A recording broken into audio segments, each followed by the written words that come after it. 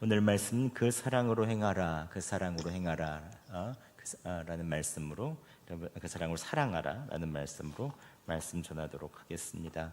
오늘 양쪽에 이렇게 카페트가 깔려 있어서 좀 약간 의아하셨죠? 여기 옆쪽에. 왜냐하면 이제 오늘 음향팀이 왔다 갔는데 이게 스피커에서 음향이 이렇게 떨어지기 때문에 제일 반사하는 게 바닥이라고 해서 이 양쪽에 카페트를 깔아봤더니 음이 좀 울리지 않고 조금 더 안정되죠? 잘 들리시죠? 예, 그래서 신기하다 그래가지고 지금 양쪽에 카페트를 옆쪽 구석에 있는 구석에 있는 게 마침 있어서 깔아봤더니 좀 나아져서 이렇게 깐 겁니다. 그래서 내가 레드 카펫 오늘 걸어봐야 되겠다 하시는 분들은 마음껏 이렇게 걸으셔도 좋고요. 그래서 아무튼 오늘 좀 음향 때문에 한번 이렇게 시범적으로 깐 거니까 이렇게 하시면 좋을 것 같습니다. 여러분들을 위해서 깔았다고 생각하셔도 좋습니다. 예. 지난주에도 말씀드렸지만 요한일서 말씀은 예수님을 직접 본 1세대 사도들이 이제 초대교회에 예수님을 1세대 사도들이 이제 다 지나갔죠. 순교를 당하든지 아니면은 이제 이 목숨을 다해서 하나님의 나라로 갔고, 이제 90세 가까워진 노사도 요한이 다음 세대가 주축을 이룬 교회에 이제 이렇게 해라라고 하는 권면하는 말씀이 오늘 이 말씀이다라고 말씀드렸습니다. 즉 예수님을 직접 보지 못한 세대에 꼭 필요한 말씀을 이 사도 요한이 전하는 것입니다. 구약의 신명기 말씀이 출애굽 1세대가 모두 광야에서 죽고 출애굽 2세대를 가나안 땅 앞에 놓고 말씀을 전하는 것이 신명기 말씀이죠. 출애굽 2세대는 애굽의 10가지 재앙도 모르고 종살이했던 기억도 없고 광야에서 기적도 보지 못했고 홍해가 갈라지는 것을 보지 못했지만, 출애굽 2세대들은 태어날 때부터 만나와 메추라기를 먹고 자랐고, 그리고 하나님께서 구름 기둥과 불 기둥으로 인도하시는 것을 봤던 세대입니다. 그러니까 태어날 때부터 주님을 알았던 세대죠. 이처럼 요한이 초대교회에 1세대를 전하 2세대에 전하는 말씀이 바로 이 요한일서인 것입니다. 요한일서를 통해 요한이 다음 세대에게 권면하는 이 말씀은 무엇입니까? 요한일서에 계속 반복되는 말씀은 사랑하라라는 것입니다. 사랑하라. 특히 오늘 요한일서 본문의 4장 7절부터 21절까지 사랑이라는 단어가 30번이나 나옵니다. 오늘 그래서 여기를 고린도전서 13장 말씀과 더불어서 요한일서 4장은 사랑장이라고도 얘기하잖아요. 오늘 본문에서 권면하는 말씀은 딱 한 가지입니다. 서로 사랑하라. 왜 그렇게 서로 사랑하라고 말씀하는 것입니까?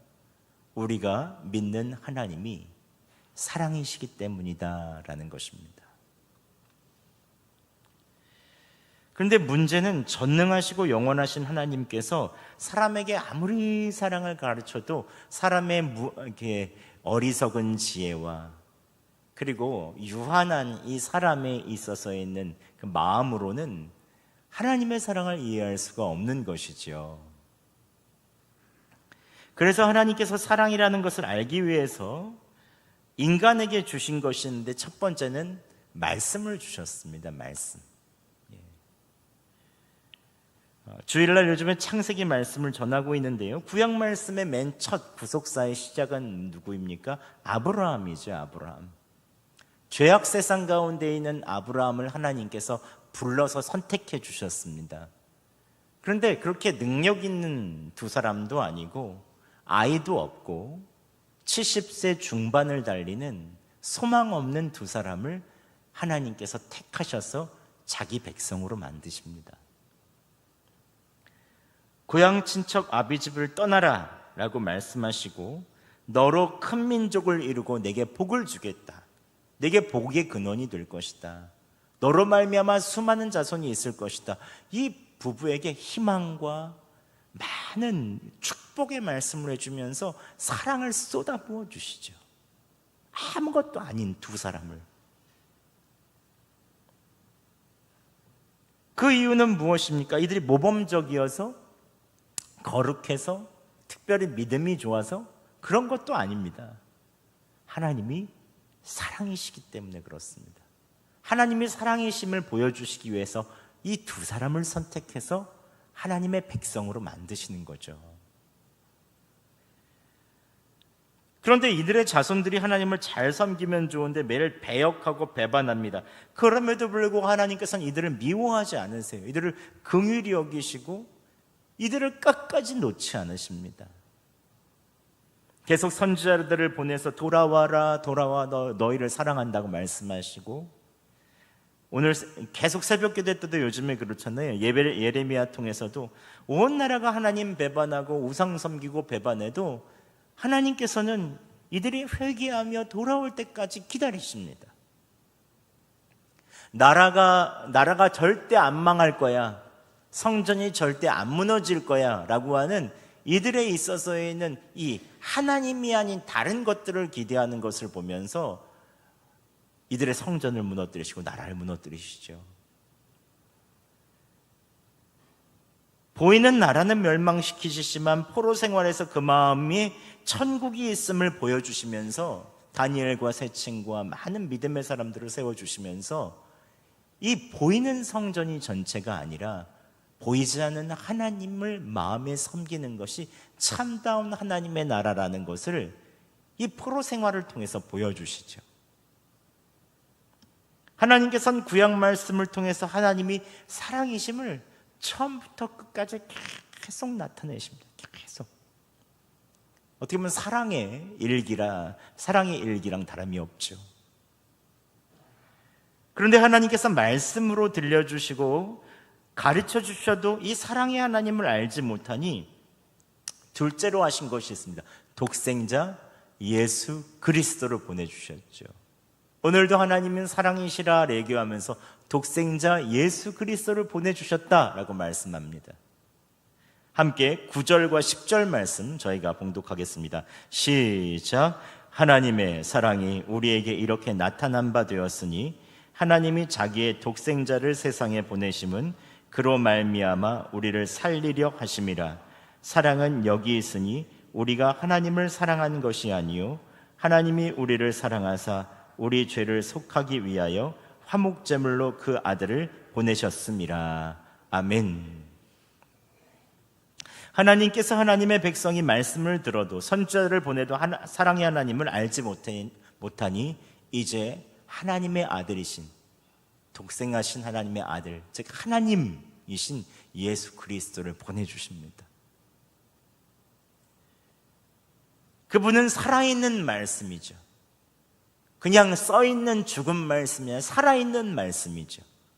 보고 듣고 만질 수 있는 사람의 육신으로 오셔서 우리와 똑같은 생활을 하시고, 그렇지만 죄는 없으셔서 우리에 있는 모든 죄를 십자가에서 담당하여 주십니다.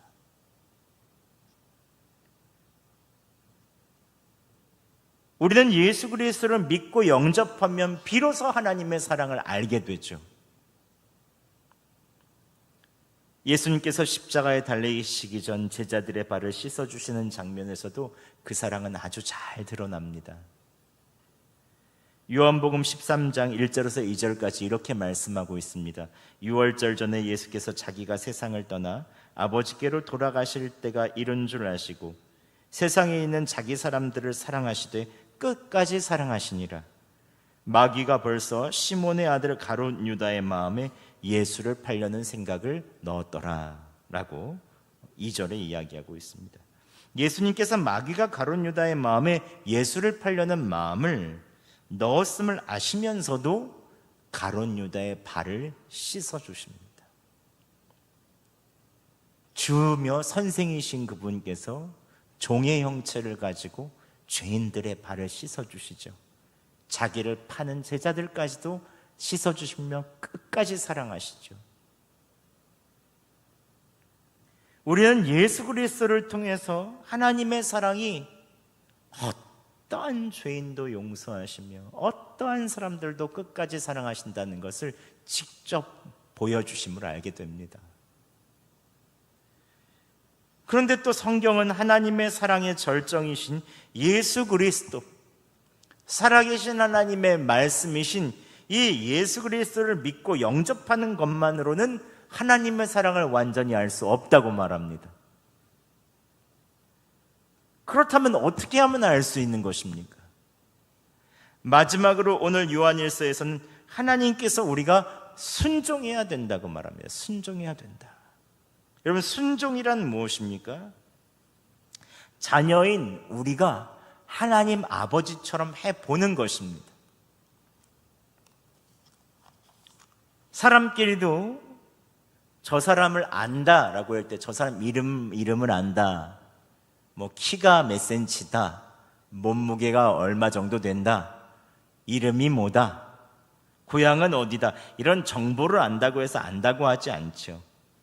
그 사람의 상황 속에서 그 사람의 처지를 같이 동감하고 이해해보고 함께하면서 오랫동안 그 사람과 함께 있으면서 그 사람을 겪을 때 비로소 그 사람을 좀 안다, 이해한다 라고 말하죠. 얼마 전에 제 아내가 그 이야기를 하더라고요.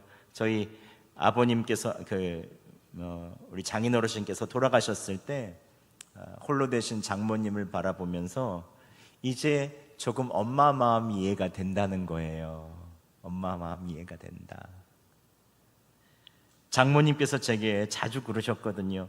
김서방, 내가 딸 넷을 낳고 혼자서 목욕탕 들어가서 목욕 시키면 그렇게 씻기는 것이 힘들었다. 내가 넷다 씻기고 나니까 씻을 힘이 없더라. 그런 말씀하시고, 또 그때 꼭 항상 나오는 말씀에 둘째 처제가 수도꼭지에 여기 위에를 탁 쪄가지고 피가 나와서 너무 놀래가지고 막 안고 병원으로 갔던 얘기들, 이런 얘기들을 하시더라고요. 근데 제 아내가 이제 아들 셋을 키워보니 엄마의 마음이 이해가 간다는 것이죠. 제 아내가 맨 처음 저에게 시집 와서 첫째 낳고 둘째 낳고 셋째 낳을 때까지 정말 정신이 없더라고요. 밥을 제대로 먹을 수가 있나. 둘이면 그나마 나은데 셋이니까 이게 쉽지가 않더라고요. 음식점에 가도 제가 빨리 밥을 먹고 하나를 봐야 이게 이제 어느 정도 되더라고요. 잠은 제대로 잘 수 있나요? 애들이 또 낮에는 자고 밤에는 안 자요. 또 저는 신대원 기숙사에 있는데 아내는 아이들을 데리고 시부모님과 함께 살았어요. 아니, 남편은 기숙사가 있고 시댁 시부모님과 함께 사는데 이게 얼마나 힘듭니까? 사역한다고 하루 종일 나가 있고, 또 첫째 아들은 집에서 다리가 부러져. 둘째 아들은 청년부수련회 가려고 하는데 놀이터에서 머리가 깨져. 셋째는 또 이마 찢어지고. 아이고, 어릴 때 시장에만 제 아내가 셋을 데려가면 주변에서 다 이렇게 보더니 남자애만 셋이야? 다들 이렇게 보시는 이런 일들이 많았죠. 그런 사이에 제 아내의 얼굴에 기미도 생기고 뱃살도 늘어나고, 그러면 그러다가 문득문득 엄마 생각이 나는 거죠. 우리 엄마도 나를 낳고 기르실 때 고생하셨구나. 여러분은 그럴 때가 없으셨나요? 엄마들은 다 그럴 때가 있잖아요. 아이들 낳고 그 어느 순간이 되면 엄마의 마음이 문득문득 생각이 날 때가 있습니다. 애 낳고 키워보고 고생도 하고 나같이 고집 센 애도 낳아보고 키워보고 그래야 비로소 엄마를 안다고 얘기할 수 있죠. 엄마가 나를 이렇게 사랑하셨구나. 엄마가 이러셨구나. 예수님께서 공생애 때 사람들에게 이렇게 말씀하십니다. 아버지께서 일하시니 나도 일한다. 예수님께서도 하나님께서 하시는 일을 이 땅 위에서 하심을 통해서 하나님의 그 사랑을 알아나가시는 것입니다. 원래 삼위일체에서 아시지만 또다시 공생애에서 알아나감을 배워주시는 거죠. 제자들에게도 마찬가지입니다. 예수님처럼 하면서 예수님의 사랑을 알아나가는 것입니다. 우리들도 하나님이신 예수님께서 하신 일을 순종함으로 우리가 하나님의 사랑을 경험케 하여 주시는 것입니다. 오늘 하나님께서도 우리에게 이 원리를 그대로 말씀하시죠. 하나님께서 우리를 사랑하십니다. 사랑하셔서 그 독생자 예수 그리스도를 희생하는 사랑을 주시죠. 또 사랑을 받기 전에 먼저 사랑해 주셨다라고 얘기합니다. 희생의 사랑, 먼저 하는 사랑. 내가 희생하는 사랑을 할 때 하나님의 사랑을 깨닫게 되는 것입니다. 내가 남들의 사랑을 받기 전에 먼저 사랑함으로 하나님의 사랑을 깨달아 가는 것입니다. 이게 바로 하나님께서 우리에게 주시는 사랑의 방법이죠. 그래서 하나님께서는 하나님의 말씀을 알고 예수 그리스도를 영접한 이후에 반드시 순종하라, 너희는 서로 사랑하라 라고 말씀하시는 것입니다. 그래야 하나님을 안다 라고 말씀하시죠. 함께 7절과 8절 말씀 함께 봉독해 보겠습니다. 시작. 사랑하는 자들아, 우리가 서로 사랑하자. 사랑은 하나님께 속한 것이니 사랑하는 자마다 하나님으로부터 나서 하나님을 알고 사랑하지 아니하는 자는 하나님을 알지 못하나니 이는 하나님은 사랑이심이라. 아멘. 사랑하는 자마다 하나님을 안다. 하나님으로부터 나왔다. 그렇지만 사랑하지 않으면 하나님을 절대 모른다. 사랑해봐야 하나님을 알 수 있다는 것입니다. 사랑하지 않는데 어떻게 살아계신 하나님을 알 수 있습니까? 11절에도 이렇게 말씀하고 있습니다. 사랑하는 자들아, 하나님이 이같이 우리를 사랑하셨은즉 우리도 서로 사랑하는 것이 마땅하니라. 그러면 그리스도인이 해야 할 것은 무엇입니까? 사랑하는 것입니다. 사랑하는 것. 하나님을 가장 잘하는 비결은 무엇입니까? 사랑하는 것입니다. 그런데 여러분, 문제는 사랑하는 것이 쉽냐는 거죠. 나의 가족, 가까운 사람들도 마음이 상하거나 힘들면 사랑하는 것이 그렇게 어려운데 어떻게 하나님께서 사랑하시듯 사랑할 수 있겠습니까? 먼저 사랑할 수 있겠습니까? 희생하며 사랑할 수 있겠습니까? 예수 그리스도처럼 순종하며 사랑할 수 있겠습니까? 근데 여기에는 하나님께서 우리에게 주신 놀라운 사랑의 비밀이 있습니다.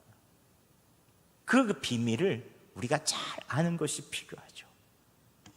12절과 13절 말씀 함께 봉독하겠습니다. 시작.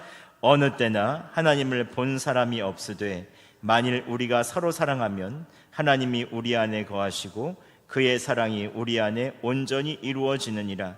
그의 성령을 우리에게 주심으로 우리가 그 안에 거하고 그가 우리 안에 거하시는 줄을 아느니라. 아멘. 어느 때나 하나님을 본 사람이 없다. 우리는 지금 영이신 하나님을 볼 수가 없죠. 그래서 우리는 하나님처럼 사랑할 수 없습니다. 그렇다고 해서 지금 우리 교회에서 예수님을 본 사람도 없습니다. 누가 여기 예수님을 봤겠습니까? 당시 사도 요한에 있어서는 교회가 그랬습니다. 사도들, 예수님을 본 사람들은 다 세상을 떠났고 예수님을 직접 본 사람이 없어요. 그렇다면 어떻게 우리가 하나님처럼 사랑하며 예수님처럼 사랑할 것인가? 근데 오늘 말씀에서 이렇게 말씀하고 있습니다. 그의 성령을 우리에게 주심으로, 그의 성령을 우리에게 주심으로 우리가 그의 안에 거하고 그가 우리 안에 거하시는 줄을 안다라는 것입니다. 성령을 주심으로, 즉 우리 안에 계신 사랑의 성령님, 예수님의 영이신 그 사랑의 영이신 주님이 우리의 마음을 주관하시고 계시기 때문에 우리가 사랑을 할 수 있게끔 해주신다는 것입니다. 사랑을 하지 않으면 견딜 수 없도록 성령님께서 만들어 주시죠. 여기 수요예배 나오신 분들 중에서 제가 주일 예배는 많은 분들이 오시니까 주일 예배는 얘기 안 하겠습니다. 오늘 수요예배 오신 분들 중에서 다른 사람 마음 아프게 하고 마음 편히 주무시는 분들 계신가요? 아마 그 생각나서 잠 못 주무실걸요.